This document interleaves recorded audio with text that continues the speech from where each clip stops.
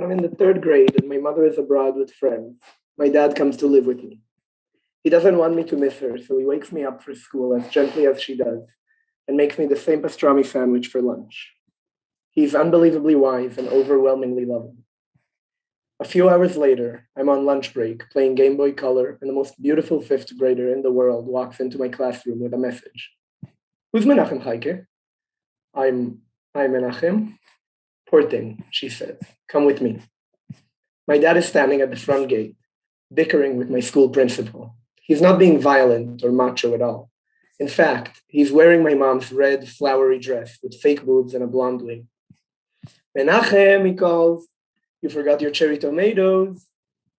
When we get home, my father takes off my mom's dress and removes her shoes. I'm livid. Everyone's mocking me. They say you're a tranny. This is 2003 in Israel, and I don't really know what tranny means except that it's really bad. But you know it's not true, he says. So what does it matter? For me, this has always been a funny story about my crazy wise dad and how that day he helped me unlearn embarrassment forever. When you're growing up with a bipolar parent, you learn how to juggle contradicting possibilities. Once every 2 weeks, I take route number 1 from Tel Aviv to Jerusalem to visit my father. To me, it seems he can do anything. Build a tent, bait a hook, fix the heat when it's broken, or the washing machine when it floods. I'm there to pass a screwdriver, the hammer, or to hold a nail against the wall. He is a knight, and I'm his squire. My mother thinks it's better that I don't know that my father is sick. So I learn about it slowly, with each manic episode. And as I get older, I become disillusioned with my knight.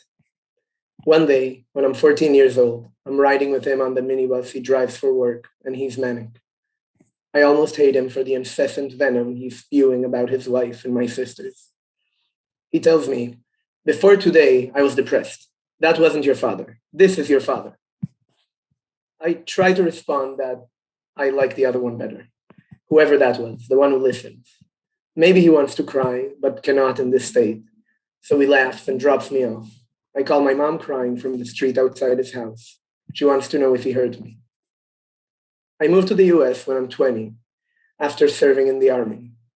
Last year, I'm 26 and finishing my first semester here at Bard. My dad has another manic episode. My sisters call me crying, and I hear him taking things apart in the living room. When I tell them to hand him the phone so I can talk to him, he smiles at the camera and tells me how much he misses me. Then he calls me 9 times a day for a week, awake at every hour. He wants to tell me he bought new glasses from Japan. He always buys new glasses he can't afford when he's manic. I want to help my family. I missed the last 3 rounds, but this time I have to do something. So I say goodbye to my savings and buy an airline ticket to Israel. But as I'm flying over the Atlantic, he's getting arrested for threatening my stepmom and terrifying my sisters. A relative I've never met posted bail, and they are waiting outside my father's place when I arrive. My father hugs me tight, full of longing, full of love. I missed him too, but fuck, he stinks.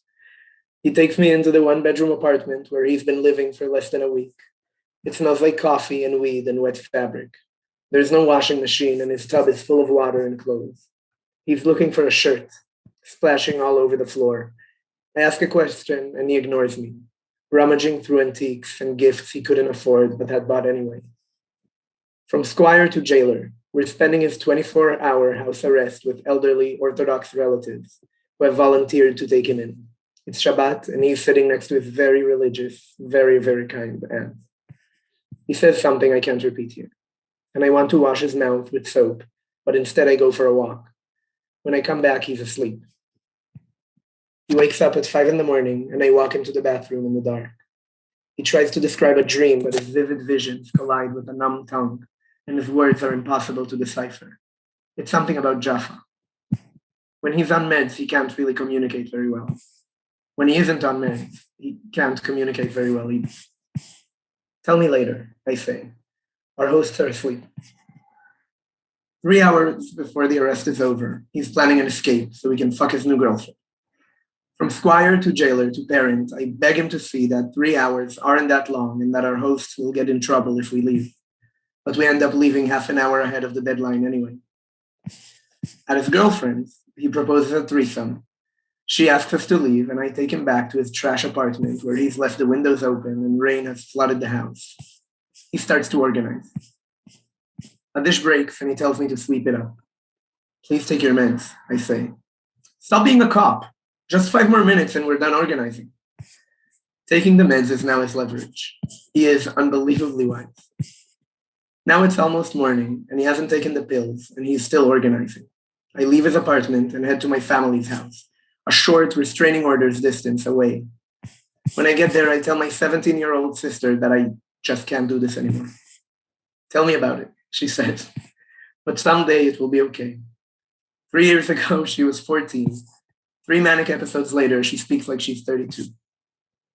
The next morning, my stepmom has a heart attack, the 3rd in 2 years. If we tell my dad, he'll blame it on her smoking or on coffee, or worse, he'll show up at the hospital. While my sisters fill out paperwork as if they're fresh out of nursing school, his landlord calls me. I know she wants my father out, and I can hear him screaming at her in the background. I return to his dump with 4 of my best friends for support. He's calm. The apartment is spotless. All my friends love my father. When we were kids, he taught them trivial, unforgettable things like how to eat spaghetti or how to tie their shoes. He is overflowing with love for them. He says he'll read their futures in the bottoms of their coffee mugs. I'm boiling. Have you slept, Dad? No, I cleaned. I lash out. I can't tell him his wife is in the hospital, but I tell him everything else. How ugly and miserable he looks, how even his own daughters are afraid of him, might threaten to kill him. And my friends look at me like I'm insane. My father gives me a sad look and says, you never know with this disease. One day it might come after you too. I need a break from him, so I go to Tel Aviv with my family. On the drive back, my sister says, Dad's probably at the house. I tell her, no way. Not after all the harm he has done. He's not stupid enough to do that. But when we arrive, his car is in the front, covered with blankets, mattresses, shoes, computers, food, a tent, 2 electric bikes, and a dog. We ask him to leave, but he won't. I call a psychiatrist who says she can't hospitalize him by force. I call his friend who tells me to call the cops. Would a squire call the cops? No. A squire calls the knight. But the knight cannot hear me. There is no one else to give me permission. So I call 911 and I tell them to come. I tell them he's sick and I ask them firmly not to hurt him. I tell them an ambulance isn't necessary, but they send one anyway. And when he sees the red sirens, he barricades himself in the house. There's a chase in the backyard and all I can hear is the dog barking at the police station. When they ask if he uses drugs, I say he smokes weed. From squire to informant. Maybe it would have been better to tie him up in some basement until he finally fell asleep for a week and woke up all right. I feel the mark of Cain spread on my forehead. The next day, he's in the mental hospital, and my flight is in 6 hours. At the front desk, they won't let me in. On the way to the airport, I turn on the radio and hear a song by the Israeli poet, Yona Volach. It's like a lullaby. לא יכולתי לעשות עם זה כלום. אתה שומע? לא יכולתי לעשות מזה כלום. I couldn't do anything with it. Do you hear? I couldn't make anything of it. I couldn't know then that as I wrote this story for this performance, my dad would still be under arrest, like a character from one of Kafka's novels. He was released last week, and I'm relieved by that. But it will be hard for him, at 62, to find another way to live. I want to help, but I'm learning my limitations. When I was a squire, my father wanted to teach me everything, how to fix things and how not to get embarrassed. Maybe, as he said many times, I wasn't the best listener. When you're growing up with a bipolar parent, you learn to juggle contradicting possibilities. I am no longer his squire, but I am beginning to understand my role as his son.